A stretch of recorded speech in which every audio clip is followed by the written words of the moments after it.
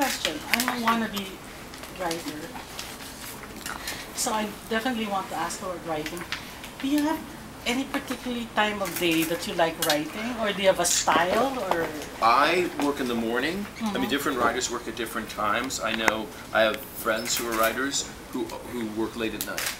I'm a morning person, and so yeah, if I'm in writing mode, I tend to get up and have a little bit of time to get myself together, and then I tend to work from like 10 o'clock in the morning till maybe 1 or 2 o'clock.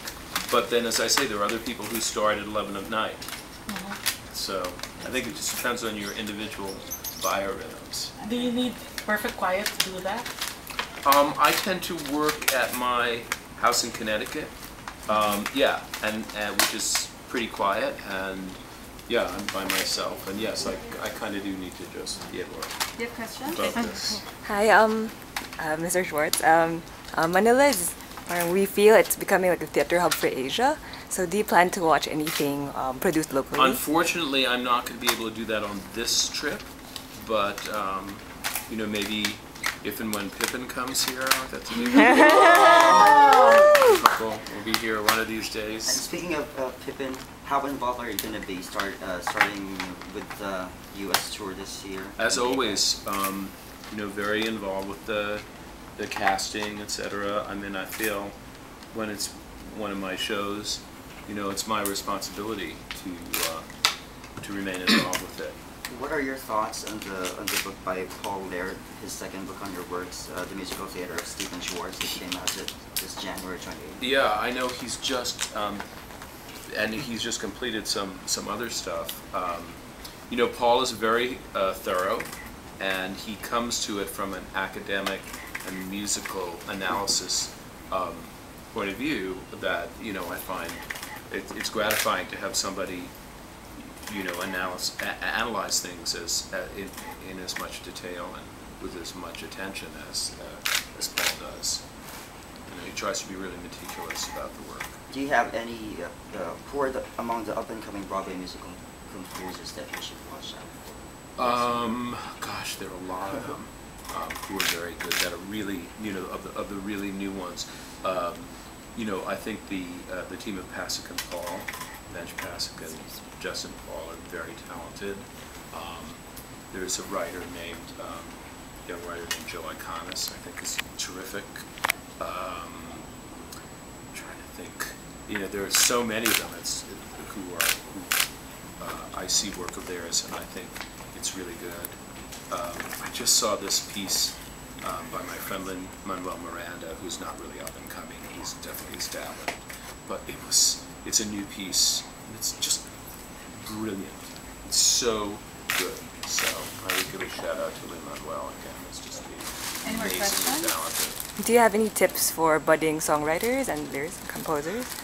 Yeah, sort of what I was saying inside there, that I think it's good to learn, from the past, to look at what other writers that whose work they like have done, try to come to understand it a little bit, analyze it a bit for themselves, and then I think it's really about following one's own instincts and heart, and not trying to imitate other people or second guess yourself or say, oh, this is what's popular, so I'll do that. Just do what you like, and what you would like to see or what you would like to hear, and I think that's the best advice I can give. Okay, and last question. You have been quoted as saying that you will never reveal your favorite song from Wicked, right? That's right, or from anything. Yes. So my question is, let me just twist it a little bit. If Stephen Schwartz would, let's say, be given a chance to have a solo 1-hour concert where you would be performing, you would be singing, chronicling your entire career, which song from Wicked would you open with, and which one would you do as your finale? I do actually do quite a lot of concerts, and I almost always close with For Good. But part of that is because it's a song I can sing.